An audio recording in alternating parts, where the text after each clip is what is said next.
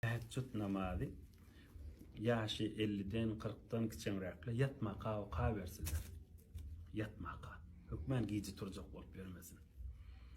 2 rekat okuya, desläp rekada 1 alham, 2 kul huvallahu ahad.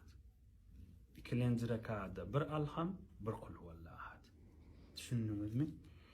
Boýnuňyzam däl. Beýleki ýaş oglallary daýdyň. Boyun almasylar, ýaşlar kiçi da bolan 50'den 40'tan kiçi. Ýöne başarsalar gün akşam okuýsylar. Düşündiňmi Abdurrahmanjan? Desläp rekat 1 alham, näçe kul huvallahu ahad?